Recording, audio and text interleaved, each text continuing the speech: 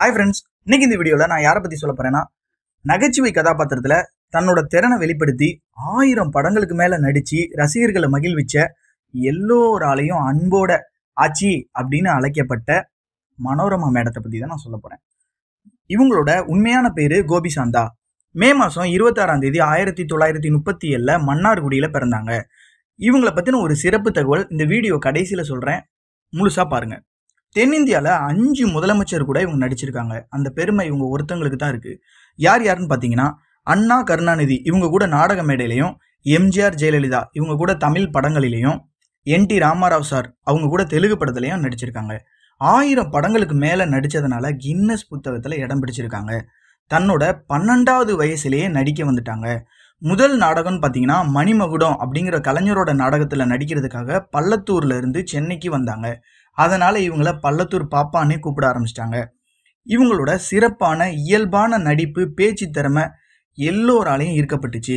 இவங்களோட டயலாக், அதுவும் சம்சாரம் அது மின்சாரம் படத்துல வந்த டயலாக்கை யாராலையும் மறக்க முடியாது. அது உங்களுக்காக. இன்னத்துக்கு நோட்டீஸ், நீ மட்டும் உண்மையான ஆம்பளையா இருந்தா, மூக்கு மேல மீச வச்ச ஆம்பளையா இருந்தா, நெஞ்சில மஞ்சா சோறு இருக்கிற ஆம்பளையா இருந்தா, கம்மனு கடை உன் பையன் கையெழுத்து போட்ட விடுதலை பத்திரத்தை வாங்கிக்கின்னு வா. நாங்களும் எங்க பொண்ணு கையெழுத்து போட்ட விடுதலை பத்திரத்தை வாங்கி தர்றோம். கண்ணம்மா கம்மனு கடை ஆள் பாட்டு விடுதலை பத்திரத்தோட கம்முன்னா கம்மு, கம்மு நாட்டு கோ. பல படங்கள்ல இவங்களோட கதாபாத்திரத்தை இன்னும் மறக்க முடியாத நினைவா நம்மளுக்கெல்லாம் இருக்கும்.